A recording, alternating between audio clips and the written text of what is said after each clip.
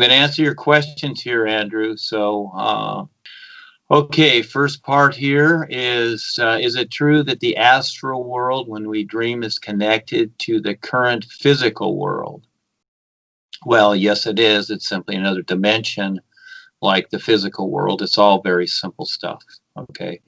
So when we die and let go of this body, so like a dream, so we are in a mental world, then how can we determine the destiny of rebirth on earth? Well, the astral realm, the mental realms, whatever, all of creation is just different places. Okay, some places are nicer and better than others. That's all. It's all the same thing.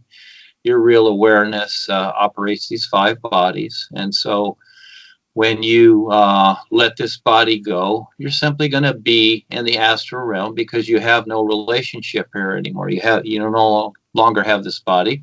You still have your awareness. Keep in mind, everything is your choice.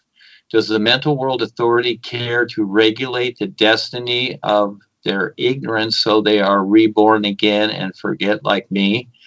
I'll just stop right there. Well, again, yes, they're just like you. We're all beings of light here trying to recognize ourselves. So again, everything makes sense as people make choices. And from those choices, things come to be what they are. I also completely forgot why I was born here according to the description of the presentation. Was my birth my decision? Well, yes, it was. And just like anything created here, you, the real you, okay, your personal self is one thing. It doesn't know. But the real you that created your body, okay, it knows. So this is where you decide to start to recognize the real you. That's a big journey. Okay. So again, the personal self that's asking these questions, of course it doesn't know. It's like your computer. Your computer doesn't know who created it because that's just how it is. It's a machine. And so is your personal self too. You're thinking in terms that it knows something. Well, actually it doesn't. It just collects information and then replays it out into this world, in this surface world. Or was it placed by the Lord of religion in the mental or astral realm?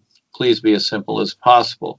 Well, again, we have these self-appointed lords and gods and whatever, politicians, etc. They're all self-appointed. They got people to agree to elect him, whatever the idea is. It's just a funny place. And so, again, they're all just like us. They've made choices, and they got people to agree.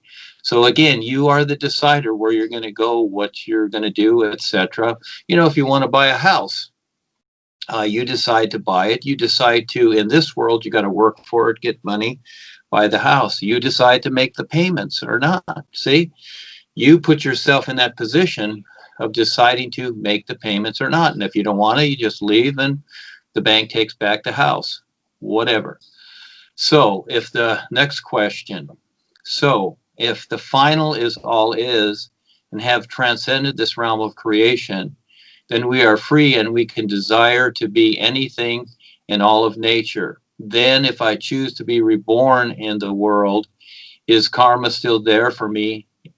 In between, I can easily become more aware. Yes, of course. And the thing is that, you know, as we each choose to come into this world, the reason being is that the challenge of this world helps us become more aware, is what it is. And so that's why you're here. You see, from your real view, the real you understands this. Just like a person wanting to join the army and go through boot camp. They want to go through the process. They want to go through that. You want to go through the process to wake up. Just like if you joined the military and you had to go to boot camp and all that hard stuff you had to go through to finally focus on being a soldier and contributing. Okay. So again, at the same time, you're becoming more aware, of course. Next question. Or if I play in the 7th level of all is, what will I do there? What's there, even though there are no effects and consequences? The interesting thing about this the description of the various levels is that, yes, with our personal self, we think of them as places in life. Like, I'm here and you're there and you want to go over there or wherever. You see, you're thinking of them in places. Well, in creation, that is so. You have the physical world here. You have the earth. There's New York. There's Los Angeles.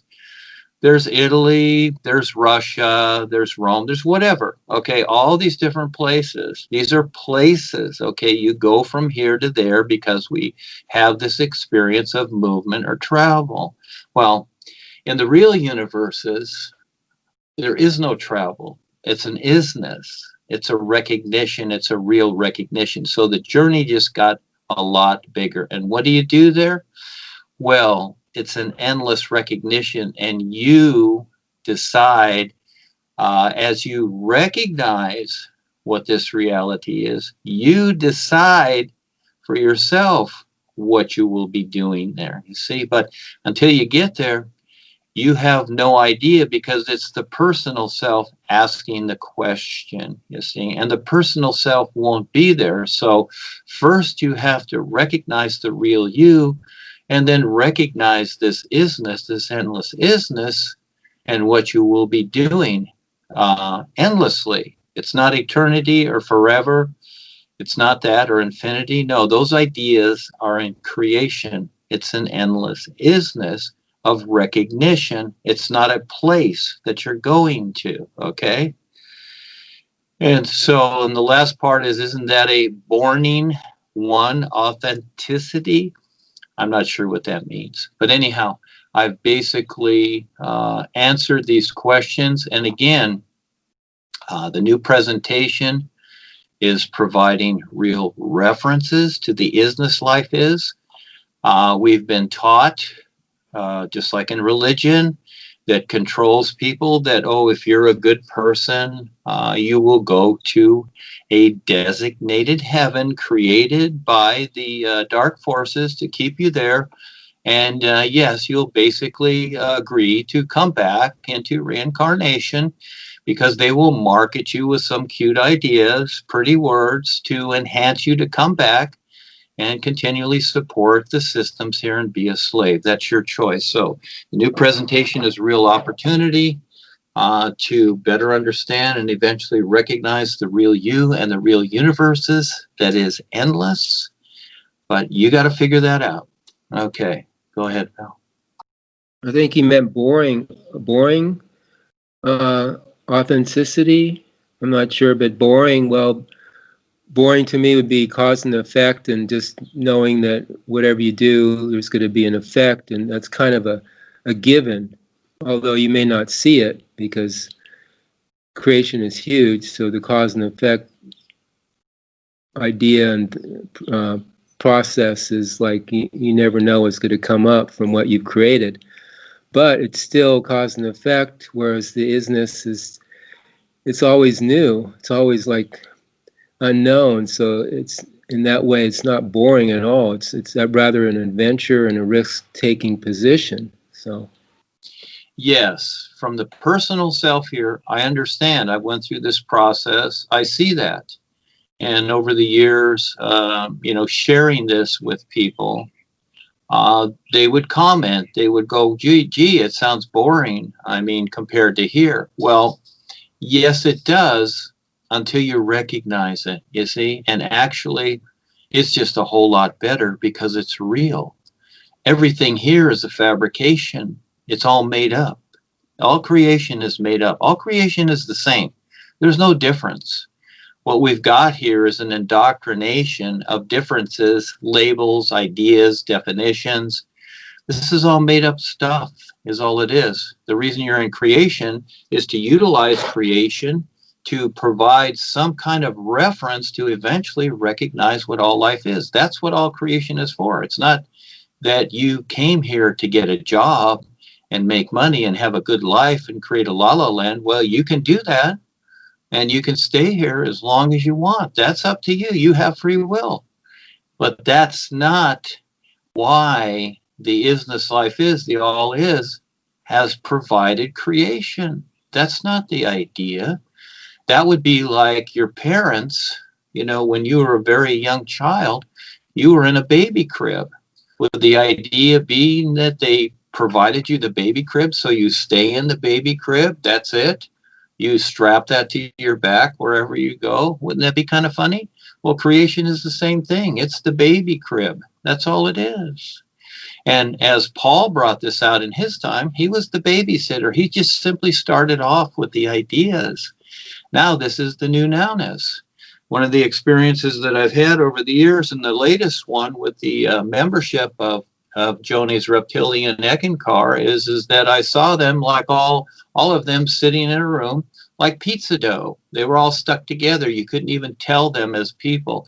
They all looked like pizza dough. Yeah, I knew it was them, but they were all stuck together. Like you take a bunch of pizza or bread dough and stick it together with the other one side by side. That's what they look like. It's all funny stuff. This is what it's become with all these considerations that people look to.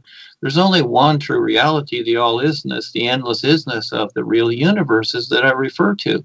Everything else in creation is just a mock-up. It's all this or that. That's why I don't refer to anything that I'm contributing here as wisdom or this or that or whatever. No, it's references to this true reality, and everyone has a chance to recognize themselves as a free being of real light.